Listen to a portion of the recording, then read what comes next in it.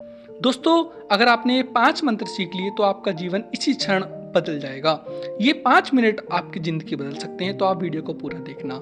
मन को वश में करने के ये 5 तरीके भगवान बुद्ध की शिक्षाओं पर आधारित एक आधुनिक कथा है दोस्तों, जो आपके आज के लाइफ़स्टाइल को लेकर बनाई गई है। शहर के एक कोने में जहाँ ऊँची-ऊँची इमारतें और तेज़ ट्रैफ़िक जीवन की गति तय करते हैं, वहीं एक युवक रहता था आरव, जो 28 साल का था। नौजवान एक मल्टीनेशनल कंपनी में काम करता था। दिन रात मीटिंग्स, ईमेल और डेडलाइंस की भीड़ में उसका जीवन आगे बढ़ रहा था, लेकिन भीतर कुछ था जो थम गया था।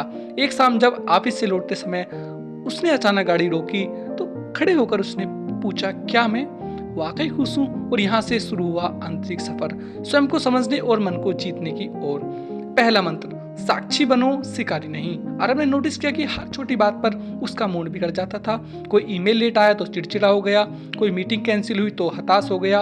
एक दिन उसने यूट्यूब पर भगवान बुद्ध का एक प्रवचन सुना, विचारों के शिकार मत बनो, केवल उनके साक्षी बनो। उसे पहली बार लगा कि मेरे मन में जो चलता है मैं उससे अलग हूँ। वो हर सुबह 5 मिनट बैठने लगा, आंखें बंद करके, और हर विचार को एक बादल की तरह आते जाते देखता।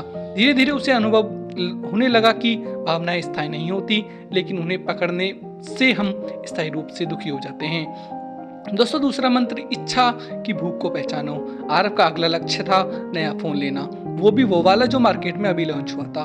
उसने सोचा अगर ये मिल गया तो सब ठीक लगने लगेगा, लेकिन फोन आने के 2 दिन बाद ही उसका उत्साह खत्म हो गया। अब नया टारगेट यूरोप ट्रिप का था, और तब उसे याद आया बुद्ध का दूसरा वचन, इच्छा ही दुख की जड़ है। उसने अपने जीवन की इच्छा सूची बनाई, और बेहतर नौकरी, बड़ा घर, perfect relationship, social media fame.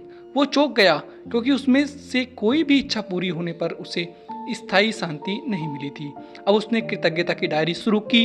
हर रात वो 3 चीजें लिखता जो उसके पास थी, एक अच्छी नौकरी, एक स्वस्थ शरीर और माँ की मुस्कान। धीरे धीरे उसकी चाहतें कम नहीं, लेकिन शांत होने लगी थी। तीसरा मंत्र, ध्यान करो, डिवाइस नहीं। दोस्तों, आरव को महसूस हुआ कि उसकी सुबह अब फोन से शुरू होती है और रात स्क्रॉलिंग से, जो कि हमारी और तुम्हारी भी होती है।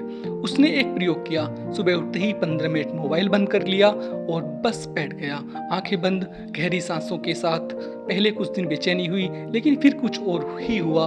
मन शांत हुआ, शरीर हल्का लगा और दिन आसान लगने लगा। बुद्ध कहते हैं, ध्यान वो चाबी है जो मन के बंद दरवाजे खोलती है। अब आरव हर दिन 10 मिनट ध्यान करता। वो जान गया मन एक बंदर है, ध्यान उसकी लगाम है। चौथा मंत्र, आत्मनिरीक्षण करो, बहाने नहीं। एक शाम ऑफिस में उसकी एक सहकर्मी से कहा सुनी हो गई। वह कह रहा था, तुम हर छोटी बात पर अपना बचाव करते हो। पहले तो आरव चिढ़ गया, लेकिन फिर उसने खुद से सवाल पूछे, क्या मैं सही में हमेशा सही होता हूँ? क्या मैं आलोचना को सीख की तरह लेता हूँ? बुद्ध कहते हैं, जो भीतर झांकता है वही जागता है। आरव ने अब हर रात रिव्यू रिचुअल बनाया। आज क्या अच्छा किया, कहाँ गलती हुई, कल क्या सुधार सकता हूँ। इसका आत्मनिरीक्षण ने उसे विनम्र बनाया और उसकी आत्मा को मजबूत बनाया। पांचवा मंत्र, विराम लो, प्रतिक्रिया नहीं। एक दिन मीटिंग्स में एक क्लाइंट ने उसे सबके सामने डांट दिया। आरव का मन कह रहा था तू भी कुछ बोल दे, लेकिन उसने कुछ नहीं कहा, बस सांसें ली, रुका और शांत स्वर में बोला, आप ठीक कह रहे हैं, मैं सुधार लाऊंगा। उस दिन उसे बुद्ध की बात समझ में आई, विचारों के बीच का मौन ही आत्मा की आवाज है। अब जब भी कोई उकसावे की स्थिति आती तो वो एक विराम लेता और फिर निर्णय लेता। ये विराम अब उसके व्यक्तित्व का हिस्सा बन चुका था। अंतिम बिंदु, बुद्धत्व कोई सपना नहीं, एक अभ्यास है। 6 महीने के बाद आरव अब भी वही काम करता, वही शहर, वही ट्रैफिक, वही जीवन, लेकिन अब वो मन का मालिक है, गुलाम नहीं। उसे अब किसी प्रवचन की जरूरत नहीं, क्योंकि बुद्ध अब उसके भीतर हैं। निष्कर्ष दोस्तों, पहला साक्ष्य भाव, विचारों को पकड़ो मत देखो। मतलब आपके मन में विचारों का एक समुंदर सा आता रहता है हर वक्त, उन्हें देखते रहो बस। एक विचार को पकड़कर उस पर चिंतन मत करो। दूसरा, इच्छा की पहचान, चाहते शांत करो, जीवन शांत हो जाएगा।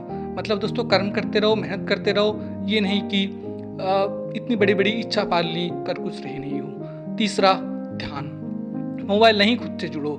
दोस्तों, खुद से सवाल पूछो, खुद से जुड़ो, अपने परिवार में बैठो, परिवार से बातचीत करो, मोबाइल पर कम ध्यान दो। आत्मनिरीक्षण, रोज सवाल पूछो, जब भीतर मिलेगा। मतलब दोस्तों, रोज खुद से सवाल पूछना है, क्या अच्छा कर सकता था मैं आज, क्या मैंने बुरा किया और आगे कैसे भविष्य सुधर सकता है। एक डायरी में आप नोट करो। 5वां दोस्तों विराम, हर प्रतिक्रिया से पहले रुक जाओ, शांति यही है। मतलब दोस्तों जो भी कोई आपसे कोई सवाल पूछ रहा है, आपको कोई जवाब देना है तो एक क्षण रुको, तुरंत जवाब मत दो, सोचो थोड़ी देर, उसके बाद जवाब दो। शांत लो, गहरी गहरी सांस लो, ठीक है। और खुद से सवाल पूछो, क्या आपने कभी अपने मन से बात की है? अगर नहीं तो आज ही आप शुरुआत कर सकते हो। खुद से कहो, मैं अपने मन का स्वामी बनना चाहता हूँ, बुद्धं शरणं गच्छामि। अगर दोस्तों आपको ये स्टोरी अच्छी लगी हो तो कमेंट्स करें और वीडियो लाइक करें, चैनल सब्सक्राइब करें। Take care, best of luck, thank you very much.